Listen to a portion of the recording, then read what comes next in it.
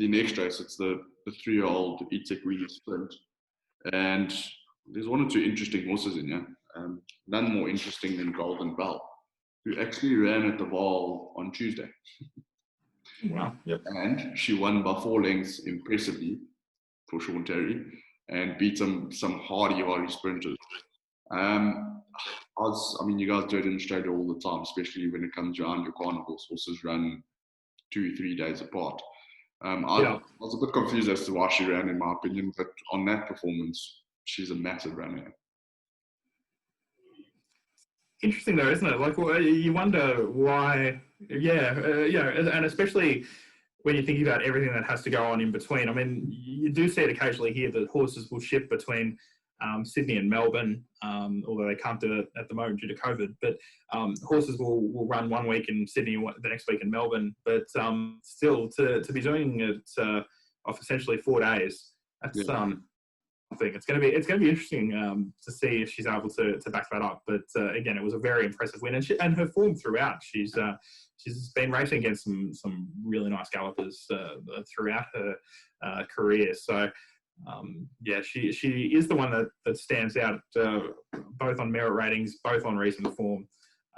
There are a couple of others there that interest me. Rio Carrari I'm interested in mainly because some friends of mine are in the ownership of the Warners. I'd love to see Rio Carrari run well for them, but Golden Bell is going to be very tough to beat. Yeah, I think she's a runner. As I said, she in the Camellia Stakes, in the betting, she wasn't fancied at all, and she came out and beat the best sprinting fillies by 4 lengths. So it just seems like the break did her well, and Sean Terry got into the bottom of this filly. That performance was good. Her performance on Tuesday was good, and she's likely on the float today on the way down to Durban. So yeah, with that slight concern, there are a couple of other horses I would throw into the race. As you said, Rio Carrari is one of them. Ran first time after gelding in Durban last time, ran a decent race, 2 lengths off. Was short price favourite, in my opinion. I thought he was a false favourite. Other 2 horses, there's 3 other horses that I think make big appeal in this race. The first one is Cartel Captain, who ran in a Group 1 last time behind Warriors Rest and got beat under 2 lengths. That is a handicap, and he comes in here carrying top weights, but he's got the draw 1, which doesn't really suit his running style, but it means that he won't be too far off them either. Another horse that I thought was a big runner here is Battle of Trafalgar. He's owned by John Magnier, Diane Nagel, De Kock, and Dave McLean, and he's a horse that we thought quite a bit of at first. He did win the Million Maiden in comfortable fashion, and his last 3 starts since gelding have read second, first. His last start, although Kellen was a little concerned about the 6 furlongs, Mark De Kock wasn't. And he settled beautifully and won the race. It was never in doubt. So I think he will enjoy the poly. I think he's a big runner, and he's also got a good draw in 3. And the last horse I want to touch on is Candace Dawson's new challenger, Gallic Princess. The horse was with Corne Spies, and then it was bought by Mr. Nestad. And interestingly enough, now Gary Player has taken share in the horse as well.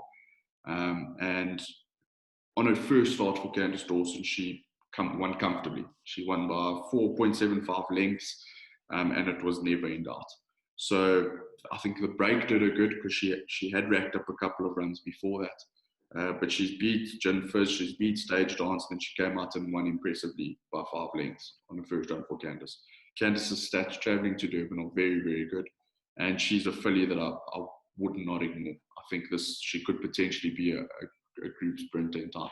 So I'm very interested to see how her and Golden Bell stack up, being the 2 fillies against each other, to see where they stand in that category going forward.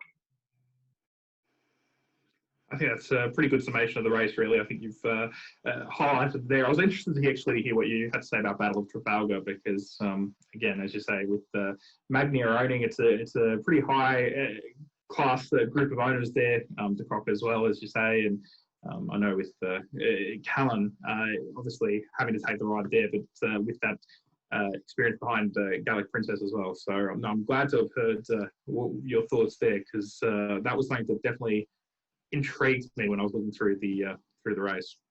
Yeah, as I said, I mean, it's great to have big owners like that in South Africa, and they wouldn't persist with a horse that they didn't think had a future. And Mark the Cock doesn't do that either. So I mean, he's really come into his own, and although his form doesn't look great, it's just compared to others in this race, having just won and just done enough. I think there's a lot of this horse, and it's just starting to unwind. So I think he's a big one.